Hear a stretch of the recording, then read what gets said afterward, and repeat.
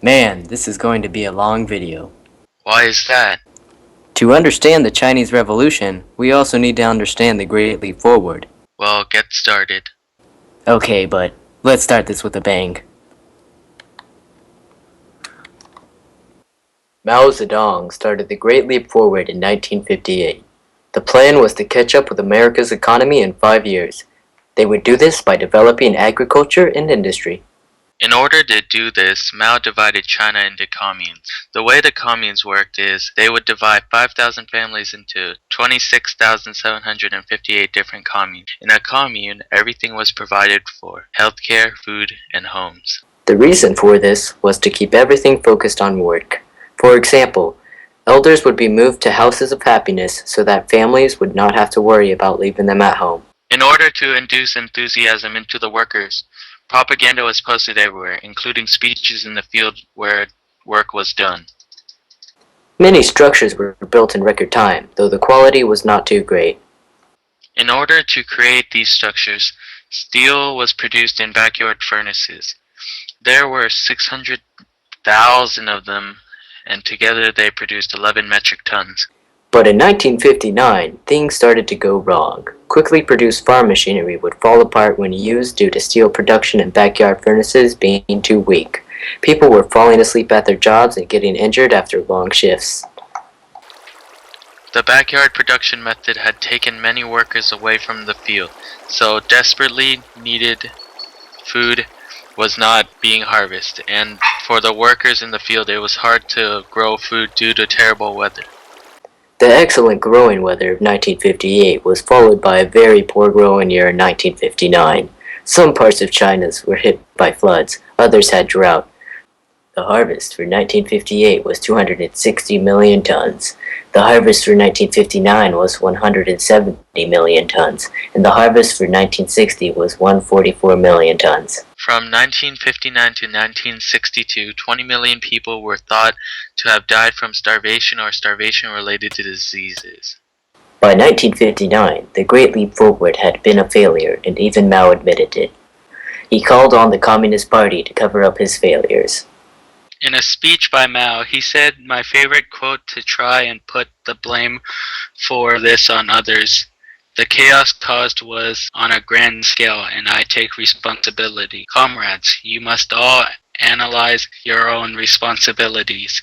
If you have to fart, you will feel much better for it." Due to the failure of the Great Leap Forward, Mao was resigned as head of state. But due to the mass propaganda, the Chinese people still saw him as the face of revolution, so eventually he used his popularity to resurrect his authority. This was called the Cultural Revolution.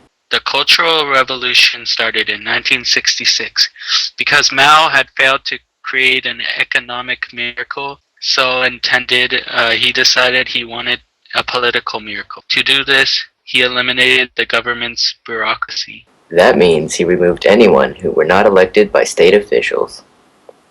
The main idea of Cultural Revolution was to take out capitalism and bring in communism. To start the revolution, he recruited Red Guards. Red Guards were children around ages 11 to 13 who would spread the word of Mao around China. He used these Red Guards to keep his popularity and power in the government. First, Red Guard started as a peaceful organization, but it escalated very quickly. They would destroy anything that had to do with old customs to bring in the new. The first target for the Red Guards were Buddhist temples, churches, and mosques that he would burn to the ground. Any monks that were found or people that believed in capitalism were humiliated and tortured. After all the street violence, Mao's wife had formed a group with 3 other men called the Gang of Four.